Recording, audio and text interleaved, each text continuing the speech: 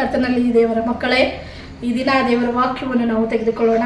ದೇವರ ವಾಕ್ಯದಲ್ಲಿ ಹೇಳ್ತದೆ, ಕೀರ್ತನೆಗಳು 25ನೇ ಅಧ್ಯಾಯ ಅದರ 4ನೇ ವಚನ ತಿಳಿಸ್ತದೇನೆಂದರೆ, ಯೆಹೋವನು ತನ್ನ ಸದ್ಭಕ್ತರಿಗೆ ಆಪ್ತ ಮಿತ್ರನಂತಿರುವನು, ಅವರಿಗೆ ತನ್ನ ಒಡಂಬಡಿಕೆಯ ಅನುಭವವನ್ನು ದಯಪಾಲಿಸುವನಾಗಿ. ಯೆಹೋವನು ತನ್ನ ಸದ್ಭಕ್ತರಿಗೆ, ಯಾರೆಲ್ಲ ಆತನ ಭಕ್ತರಾಗಿದ್ದಾರೋ ಅವರಿಗೆ ಆತನು ಆಪ್ತ ಮಿತ್ರನ ಹಾಗೆ ಇದ್ದಾನೆ.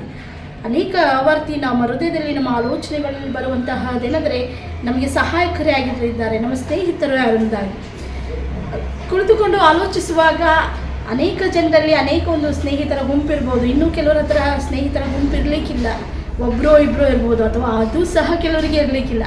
ಸ್ನೇಹಿತರ ಪರಿಚಯ ಇರಲಿಕ್ಕಿಲ್ಲ. ಸ್ನೇಹಿತರಂದರೆ ಅವರು ಈಗ ಜಾಸ್ತಿ ಹೊತ್ತು ಅವರೊಟ್ಟಿಗೆ ಮಾತನಾಡಲಿಕ್ಕಿಲ್ಲ, ಸ್ನೇಹಿತರು ಮಾಡ್ಕೊಳ್ಳಿಕ್ಕಿಲ್ಲ, ಜಾಸ್ತಿ ಜನರಿಗೆ ಅವರು ಒಡವಾಟ ಇರಲಿಕ್ಕಿಲ್ಲ. ಆದರೆ ಇದರ ವಾಕ್ಯ ಬಹಳ ಕ್ಲಿಯರ್ಲಿ ಏನು ಹೇಳ್ತದಂದರೆ, ಈಗೋ ಆಪ್ತ ಮಿತ್ರನ ಹಾಗೆ ತನ್ನ ಜನರಿಗೆ ಕರ್ತನಿರುವ ಆತನು, ಸದ್ಭಕ್ತರಿಗೆ ಇರುವ ಆತನಾಗಿದ್ದಾನೆ.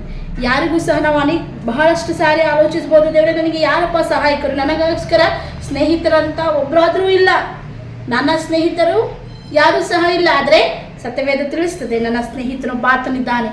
ಅದು ಎಂಥ ಸ್ನೇಹಿತನು? ಆಪ್ತ ಮಿತ್ರನಾಗಿದ್ದಾನೆ. ಆತನು ನಿನ್ನ ಆಪತ್ತಿನಲ್ಲಿ ಸಹಾಯಕನಾಗಿದ್ದಾನೆ. ಬೇರೆ ಯಾರೇ ಸ್ನೇಹಿತರಾಗಿದ್ದರೂ ಅವರು ನಿನ್ನ ಕಷ್ಟದಲ್ಲಿ ಓಡಿ ಹೋಗ್ಬೋದು. ನಿನ್ನ ಕಷ್ಟದಲ್ಲಿ ನಿನಗೆ ಸಹಾಯಕರಾಗಿ ನಿಲ್ಲಲಿಕ್ಕಿಲ್ಲ. ನಿನ್ನ ಕಷ್ಟದಲ್ಲಿ ನಿನಗೆ ದುಡ್ಡಿನ ಅವಶ್ಯಕತೆ ಇದ್ದರೆ ಅವರು ಕೊಡಲಿಕ್ಕಿಲ್ಲವೇನೋ, ನಿನಗೆ ಕಷ್ಟದಲ್ಲಿ ನಿನಗೆ ಬೇಕಾಗಿರುವಂತಹ ಸಾಂತ್ವನವರು ನೀಡಲಿಕ್ಕಿಲ್ಲವೇನೋ. ಆದರೆ ಸತ್ಯವೇದ ಬಹಳ ಸ್ಪಷ್ಟವಾಗಿ ಹೇಳ್ತದೆ, ಈಗೋ ಕರ್ತನು ತನ್ನ ಸದ್ಭಕ್ತರಿಗೆ ಏನಾಗಿದ್ದಾನೆಂದರೆ ಆಪ್ತ ಮಿತ್ರನ ಆಗಿದ್ದಾನೆ. ಯಾವ ಮಿತ್ರನು ನೀನು ನಂಬಿಕೊಂಡು ಹೋಗಿದೆಯಲ್ಲ, ಅವನು ಒಂದು ದಿವಸ ನಿನಗೆ ಕೈ ಬಿಡಲಿಕ್ಕಿದ್ದಾನೆ, ಒಂದು ದಿವಸ ನಿನ್ನನ್ನು ತೊರೆದು ಹಾಕ್ಲಿಕ್ಕಿದ್ದಾನೆ.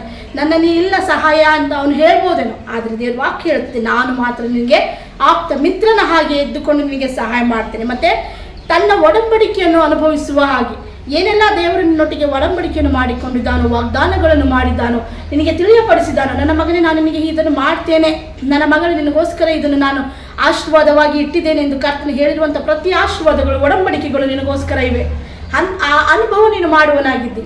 ಕರ್ತನು ಹೇಳಿದ ಮಾತು ಆತನು ಮೀರುವವನಲ್ಲ, ಆತನು ಮಾತು ಕೊಟ್ಟ ನಂತರ ನೆರವೇರಿಸುವ ಆತನು ಒಂದು ಸಲ ಹೇಳಿದ ಮೇಲೆ ಆತನು ಸಂಪೂರ್ಣವಾಗಿ ಅದನ್ನು ನಡೆಸುವ ಆತನಾಗಿದ್ದಾನೆ.